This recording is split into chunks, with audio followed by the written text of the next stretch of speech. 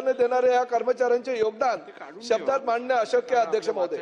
याच कर्मचाऱ्यांच्या अनेक वर्षापासून प्रलंबित असलेल्या न्याय मागण्यांबाबत शासनाने अत्यंत सकारात्मक भूमिका घेतली आहे।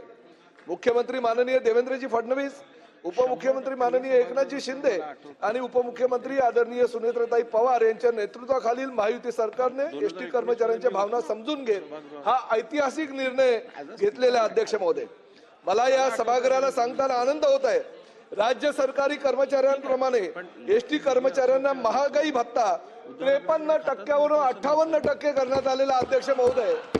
त्याचबरोबर घरभाडे भत्ता 8, 16, 24% 10, 20 आणि 30% वार्षिक वेतन वाढीचा दर 2% 3% करण्यास मंजुरी देण्यात आलेली अध्यक्ष महोदय। हा ऐतिहासिक निर्णय या सभागृहामध्ये महायुती सरकारच्या माध्यमातून आज मी जाहीर करतो, याचा मला अभिमान आहे। आजपर्यंत आमच्या पक्षाचे नेते आणि उपमुख्यमंत्री एकनाथ शिंदे साहेब यांनी एसटी कर्मचाऱ्यांना भरभरून दिलं। त्या महाविकास आघाडी म्हणत होते त्यांनी बिघाडी करून टाकली। त्यांच्या कार्यकाळामध्ये कधी नव्हे तो एवढा एसटीचा संप भरकटलेला होता आणि आज एसटी कर्मचाऱ्यांनी आंदोलनाची हाक दिल्यानंतर आंदोलनापूर्वीच आम्ही हा निर्णय घेतला अध्यक्ष महोदय।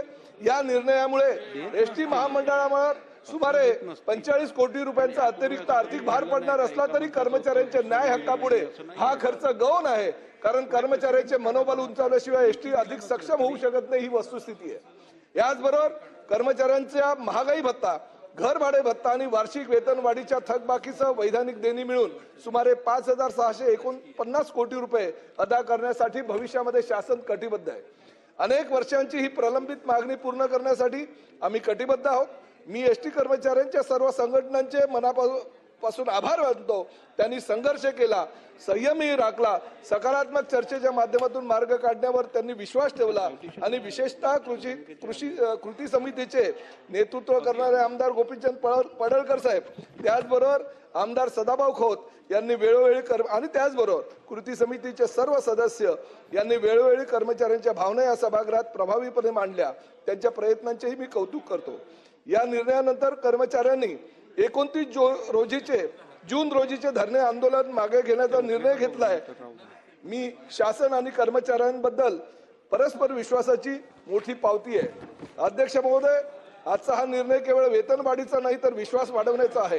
हा निर्णय केवळ आर्थिक नाही तर मानवी संवेदनाचा आहे। एसटीच्या प्रत्येक वाहक, चालक, तांत्रिक कर्मचारी, अधिकारी आणि कर्मचाऱ्यांच्या कष्टाला शासनाने दिलेला हा सन्मान आहे। आपण सर्वांनी मिळून एसटीला आर्थिकदृष्ट्या सक्षम, आधुनिक आणि प्रवाशांच्या विश्वासाला पात्र अशी संस्था बनवायची आहे। कर्मचारी समाधानी असतील तरच लालपरी अधिक वेगाने, अधिक विश्वासाने महाराष्ट्राच्या प्रत्येक गावापर्यंत धावेल, याचा मला पूर्ण विश्वास आहे।